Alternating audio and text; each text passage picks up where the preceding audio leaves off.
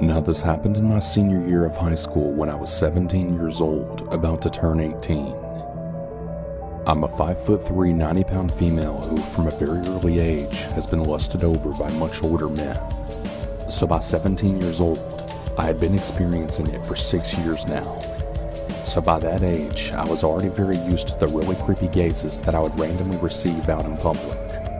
But Mr. B, he always gave me more than just a gaze. Though I moved around often and went to very many different schools, Mr. B was the first teacher I had who gave me the creeps on a daily basis. I had a sub or two in the past sneak glances at me, or even one who gave me his number, but I never saw them again. With Mr. B, however, it was a daily thrill of anxiety as I always wondered what was next, and as you'll see, it would eventually progress beyond school. I had Mr. B first period, and as a senior who had chosen it as a science elective, I was definitely relaxed and I enjoyed talking to my friends often throughout class. As I said, it was supposed to be an elective science class, but he would often ramble off the entire class periods into his specific political and religious views, or just play an unrelated war movie as he had talked to me and my group of friends. Imagine walking into a room and facing 12 o'clock and Mr. B facing towards the door, while the rest of the seats are in front of him facing 3 o'clock. The flag was at like 10 o'clock, so when we did the pledge, we had to stand up and turn around. That'll become relevant later. With the way the seats were, I sat almost directly in front of him, slightly to his right at the back of the class. For whatever reason, he would often intervene in my group's conversations, but no one else's. He would comment on our appearances, which we would always share really blatantly weirded out looks at it. My main 2 friends and I were the weird kids, so all 3 of us were all pretty much in black. I had long red hair, light blue contacts, piercings, and often wore super tall heels. He would always compliment me and tell me how much older I looked, and as the awkward person I was, I would kinda just laugh and thank him and keep my eyes down. Soon during the pledge, he would scoot almost 5 feet over towards me that he could genuinely have his entire left side pressed against my right side as we did the pledge. He would often keep glancing at me and smiling at me as he would do it, sometimes leaning on me so much that I would almost topple over. But because of the design of the room, as I explained before, this left the entire class behind us, and with them all completely able to see this going on. It was because of this that I somehow justified it in my mind that maybe it was okay. I mean, if it was really a big deal, he wouldn't be doing it in front of the entire class like that, right? But it would continue to progress. The pledge thing became a daily occurrence, and even though my friends thought it was weird, they really liked Mr. B. I mean, we had virtually no work in that class, so I just kept my thoughts to myself. He began having us do these really super basic posters because he said he needed some assignments to put in, and as we pushed the tables into groups of 4, with everyone leaning over and working on them, he would slide his body against mine, completely pressed against me for way too long, letting his hand linger on my lower back as he passed. Or sometimes while we sat in class watching all the videos, he would tend to pass me and stop behind me, resting his hand on top of my head for a moment, and then running his fingers all through my hair, before then returning to his seat. The first time he did that, I actually completely froze and whipped my head around in disbelief. But no one else noticed, and he had this really weird smirk on his face. I had so much other stuff going on with me beyond that class with him that I didn't really think about it that much at first. But then Mr. B began staring me down in the hallway, to the point that my own twin commented on it before I even told her everything that had been happening. It was only when she said that when I told her everything. She agreed that what he was doing wasn't right and that she got bad vibes from him as soon as she saw the way he looked at me. But the looks in the hall or even the touching in class wouldn't have made me post this here. It's when I began seeing him more outside of school that he caught more of my attention. So I worked at a gas station by myself after school right down the road from the high school, and often until close, and I would also be there on the weekends. As I said, I talked to a few of my friends in the class, and I think this is how he found out so much about me. On the very same day that my job got brought up during class, Mr. B showed up at my gas station later that afternoon, filling up his pump. As the bell chimed when he strutted in the gas station, he smiled wickedly at me from over the counter and asked me a ton of questions. how I liked working there, if it was safe, if I got asked out a lot, etc. I frowned at the latter question, and I told him honestly that a lot of creepy men were constantly hitting on me. I unblinkingly stared at him for a moment, trying to get my point across, but he didn't notice. He was full on leaning over the counter with his elbows on the counter looking at me when one of my regulars then walked in. He immediately straightened and he told me he'd see me tomorrow. My regular approached with raised eyebrows and question as I just rolled my eyes as he asked, an admirer? I snorted and replied flatly, no, he's my teacher. To which the guy makes a pained face and wags a finger at me as he says, "You be good now. You don't want anyone losing a job for you." Before I can reply something snarky back, he walks out laughing. Mr. B began to frequent the gas station pretty much weekly, and he would stare at me shamelessly with that same smirk every time. He would ask me about college, where I was going, what I wanted to do, pretty normal questions. He would also brag to me about how much he loved playing guitar, and that sometime I should check out his band, and that it seemed like my type of music. And every time he came in, he would look to the left, then to the right, stare down at me, and then dramatically ask, "Do you know all the things that could happen to you alone in here?" I would assure him that I was safe and that I had a baseball bat and a panic button, to which he'd just shake his head and then say, "That wouldn't stop me if I really wanted someone." He would come so frequently that at one point during the weekend, one evening my stepmother was there, unbeknownst to him, and he then came in and said something like, "Do you know just how much trouble a girl like you could cause a grown man?"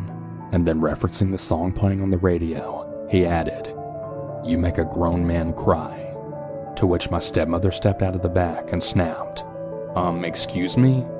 What does my daughter do to grown men?" To which he paled and stumbled over his words, apologizing, and said that she misheard him, and without further explanation, he then left, giving me a look. My stepmother badgered me about it until I explained that he was one of my teachers, and she got a really serious look, then asking, "Really, Vic? Your teachers too?" To which I quickly said back, "I don't know what to tell you. He's the only one who hits on me," and the topic was dropped from there. When Monday came, Mr. B had asked me if that was really my stepmom, to which I then said yes, and he laughed and said out loud enough for the whole class to hear. Not a great first impression, I have to admit. Things just continued to progress throughout the year.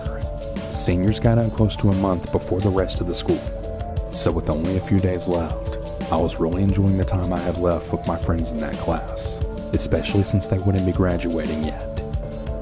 To get my scholarship, I had to do community service hours, and one thing I did towards earning those hours was being the captain of a Relay for Life team. I didn't make the shirts, but because my shirt had captain with my last name on it, Mr. B began darkly saying, "Oh Captain, my Captain," anytime I passed him, and he'd laugh. I was selling baked goods with my team at a small motorcycle festival in my town. It had monthly car shows and alike that we do this at, so I mean, it's not really as weird as it sounds. Anyway, at my last event, there was Mr. B with a group of 4 other men looking to be around his age. He was holding a beer and was staring at me before I noticed him. They all began blatantly calling out for me, and Mr. B just smirked and watched me. The rest of the day, he and his friends just stared at us, and when my friend and I had to go get change, he and his friends were just staring us down like prey, loudly hooting and laughing. I turned to see them all with eyes trained on us, Mr. B with the same wicked look. On our way back with the change, he ushered me over, but with it getting dark and him being with a group of men that I didn't even know, I just blatantly shook my head no and kept glancing back as I headed back to my stand. I could hear them all laughing so hard at that. It was finally my last day of high school a few days later, so I was really elated to finally be free. I'm going through my shift after my last day of class on autopilot, when I then hear the sound of a motorcycle engine. I had been restocking the shelves when I heard it. Now, I had a crush on one of my customers who rode a bike, so I immediately got excited thinking it was him. My face must have dropped dramatically as Mr. B then walked in, only feet away from me. "Jesus, Victoria, Just because I'm not your teacher anymore doesn't mean you should look so sad. I just shake my head embarrassedly, apologizing, hoping someone else will walk into the gas station to diffuse the awkwardness of this conversation. I try to scurry around him to get behind the counter, but he steps in my way and actually reaches towards my face, pulling on my head to try to make eye contact with him. I step backwards, almost falling into the shelving as I do. Mr. B instantly stumbles forward and practically knocks me over, pretending to catch his balance as he grips me and holds me to him. He holds me there for a moment as I push away, trying to get him off. Mr. B is easily almost a foot taller than me, and he then smiles down at me, then saying, "Not so tough without those killer heels on, huh, little girl?" It's when he asks that I can practically see unsurety of what to do next across his face. He pulls me back and studies me, and as cowardly as it sounds, I'm frozen in place, unable to pull away. He moves his hands from my wrist up to my shoulders, and then lightly shaking me and whispering, "Really bad things will happen to a girl like you in a situation like this." And with that, he lightly pushes me back, and I scurry back over to my counter. And after a really long silence of watching me, he laughs and leans over the counter again, and finally orders $1.69 worth of gas onto a pump, even though he's not even pulled up to it.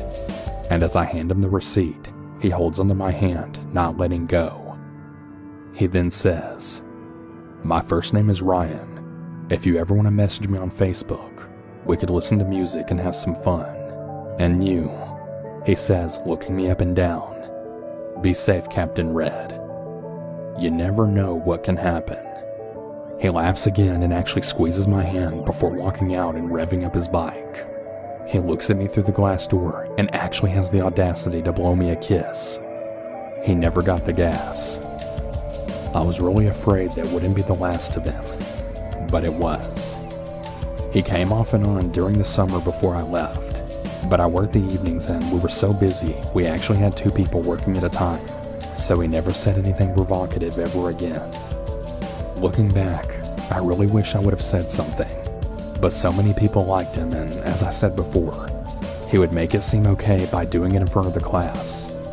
He only focused his attention on me in that class, and I don't know why. I wasn't even the best looking girl in the class. I haven't been back to that area since I moved for college a few years ago, and I really don't know if I'll ever go back, because I met so many creepy people there. From what I've been told, he never went to that gas station again after I stopped working there. I know this doesn't sound that bad, but when it becomes something that I had to stress about every single day, and then seeing him randomly at work and elsewhere, it becomes unreal. So Mr. B, I really hope you never did that to anyone else. Please keep your hands to yourself, and seriously, I never ever want to see you again.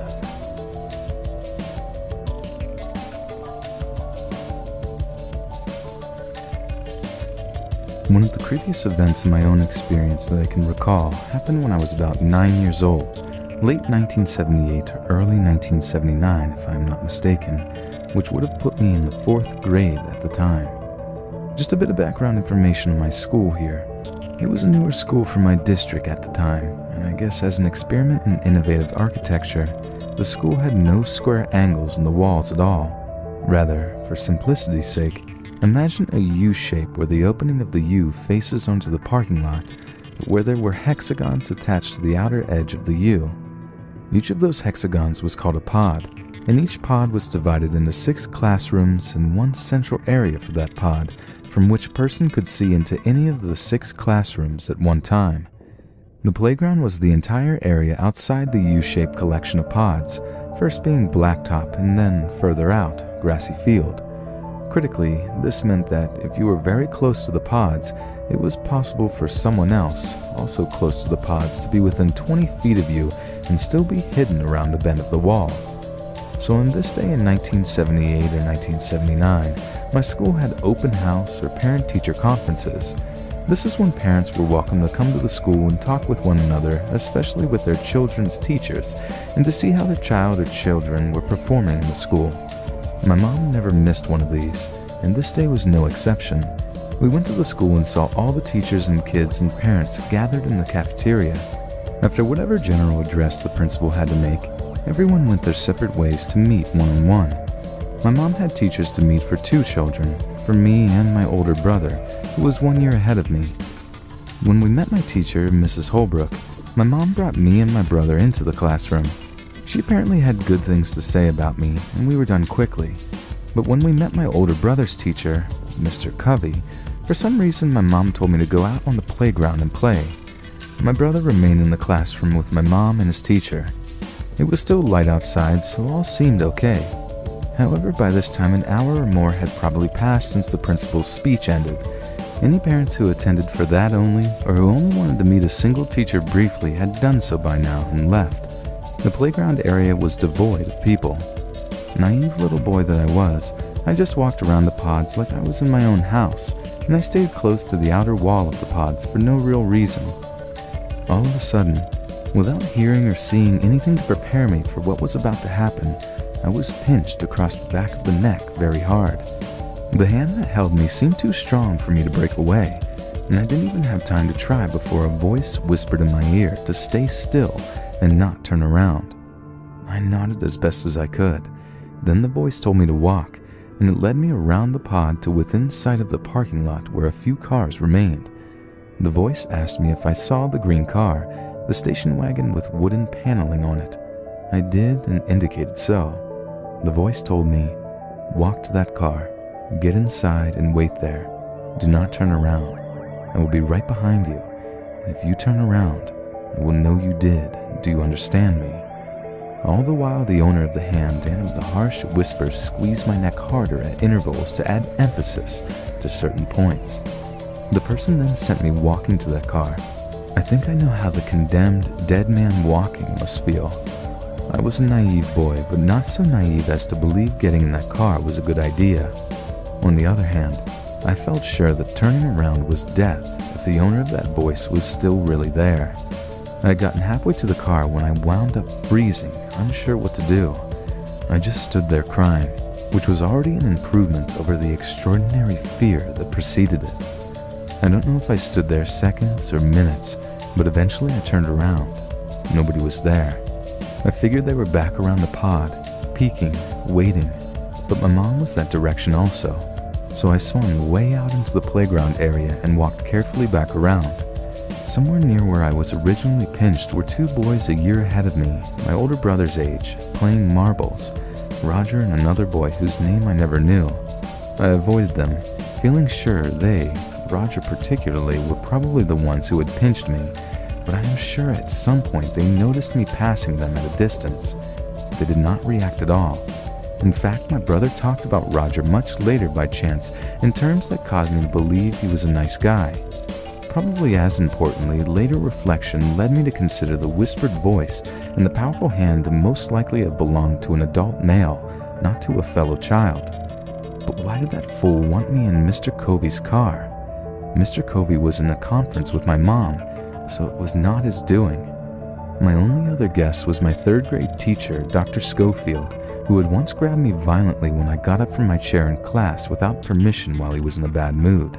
That dude was eventually arrested in 1980 on suspicion of having molested 4 boys earlier the same year, a year after my traumatic experience on the playground. I'll never know for sure, but I will always wonder who it was.